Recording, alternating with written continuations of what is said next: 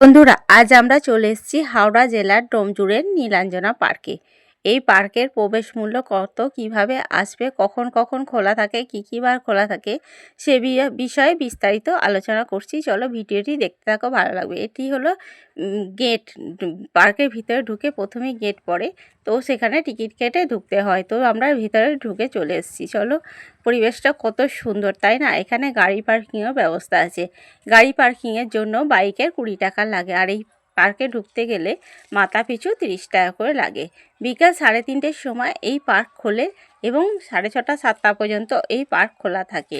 তো পরিবেশটা সত্যি খুবই সুন্দর। তো প্রতিদিনই এই পার্ক খোলা থাকে। তো শীতকাল চলে গিয়েছে, হালকা হালকা গরমের ভাব চলে এসছে, তাই একটু কম ভিড় ছিল। তবে এখানে শীতকালে প্রচুর ভিড় হয়, লোকজনের প্রচুর আনাগোনা হয়, তো তাও ভিড় ছিল। চলো ভিতরে তোমাদেরকে নিয়ে যাই, পরিবেশটা বেশ ভালো লাগবে। চলো। আর এখানে দেখো, এখানে কিন্তু পিকনিকেরও ব্যবস্থা আছে, পিকনিক স্পট আছে, তবে তার জন্য আলাদা করে চার্জ লাগে পিকনিক করতে গেলে। এখানে শীতকালে অনেক বহুজন মানুষজন এখানে পিকনিক করতে আসে। আর এখানে দেখো কত সুন্দরভাবে হাতি, জিরাফ, তো গরু, অনেক কিছু করা আছে, আর ফুলের বাগানও ভর্তি। এখানে ফটোগ্রাফি ও ভিডিওগ্রাফি করতেও বেশ ভালো লাগবে। তো শীতকালের ফুল এখনও আছে, এখনও ফেব্রুয়ারি মাস থেকে মার্চ মাস পড়েছে, যেহেতু আমরা প্রায় সপ্তাহখানেক আগে গিয়েছিলাম। তো দেখো পরিবেশটা বেশ ফাঁকা ফাঁকা, হালকা হালকা, এখন প্রায় 5টা বাজে। তো দেখো আমরা ঘুরে বেড়াচ্ছি, তোমাদের সাথে সেগুলোই শেয়ার করছি। আর এখানে দেখো একটা স্লিপেরও সুন্দর একটা ব্যবস্থা আছে, আর পাশেতে দেখো দোলনাও আছে। তো বাচ্চারা দোল খাচ্ছে, বড়রাও দোল খাচ্ছে। তোমরা কে কে এসেছো এই নীলাঞ্জনা পার্কে অবশ্যই জানিও, অবশ্যই কমেন্ট করে জানো। এর পাশে একটা আছে ডোমজুড়ের ইস্কন মন্দির। ওই ইস্কন মন্দিরেও বেশ ভালো লাগবে। তোমরা 3:30-টের সময় এখানে খোলে, তো বিকেলটা ঘুরে এরপর ইস্কন মন্দিরে তোমরা ঘুরে আসতে পারো, বেশ ভালো লাগবে।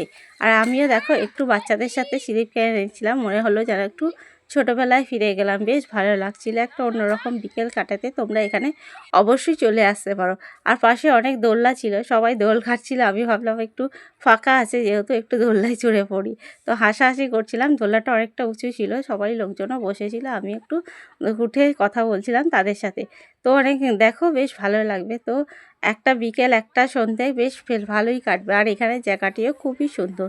দেখো সবাই ফটোগ্রাফি করছে, ভিডিওগ্রাফি করছে, বসে আছে। এই জায়গাটিও সুন্দর, দেখো ফটো তোলার জন্য সুন্দর জায়গা। আর এখানে দেখো জল আছে। আমি প্রথমে ভেবেছিলাম এখানে হয়তো মাছ আছে, পরে দেখলাম এখানে মাছ নেই।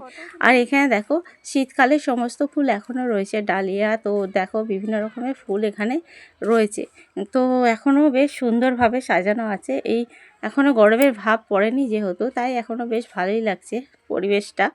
আর দেখো এই পার্কের সবথেকে আকর্ষণীয় জায়গাটি হলো এই জায়গাটা, আমার খুবই ভালো লাগে। আর সূর্য দেখো মাথার ওপর, এখন 5টা 5:30 প্রায় বাজতে যাচ্ছে। আর এখানে দেখো বোটিংয়েরও ব্যবস্থা আছে। বোটিং করতে গেলে পার হেড মাথা পিছু 30 টাকা করে লাগে। তো একটা বোট যেতে 120 টাকা করে লাগে, নিজেরা বোটিং করতে হবে। আর এই গাছটি কী গাছ তোমরা অবশ্যই কমেন্ট করে জানিও। খেজুর গাছ না একটা সুপারি গাছ, তোমরা জানলে অবশ্যই কমেন্ট করে জানাও। আমার তো বেশ ভালো লাগছে, তাই ভিডিও করেছিলাম। এরপর আমরা পার্কের মধ্যে একটু ফুচকা খেয়ে নিয়েছিলাম। দেখো পার্কের মধ্যে আমরা ফুচকা খাচ্ছি, বেশ অনেক লোকজনও ছিল, ফুচকা টুচকা খাচ্ছিলো। আরও কিছু রেস্টুরেন্টে ছিল, এখানে একটা পাশে রেস্টুরেন্ট আছে, আর সামনেও কিছু রেস্টুরেন্ট আছে একটা বড়। তো এখানে বাথরুমেরও ব্যবস্থা আছে, সেটা ফ্রি। আর এখানে দেখো তো পরিবেশটা দেখো, এই পাশে পুকুরের এই ধারে ঝিল টাইপের যে আছে, এই সাইডটাও বেশ ভালো লাগবে। আর এটা সামনে ঢুকে এই জায়গাটিও বেশ সুন্দর। দেখো লোকজন এখনও আসতে শুরু করেছে। এই প্রায় সন্ধ্যে আলো জ্বলা পর্যন্ত খোলা থাকে।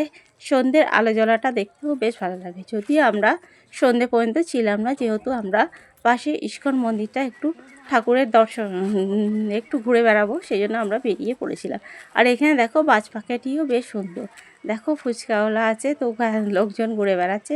শীতকালে যদি এখানে প্রচুর ভিড় হয়, তো অন্যরকম পরিবেশ। শীতকালে আসলে তোমাদের কিন্তু প্রচুর ভালো লাগে। আমরা এর আগের বারে এসেছিলাম, বোটিং করেছিলাম। এবারে যেহেতু সময় ছিল না বিশেষ, তাই আর বোটিং করা হয়নি।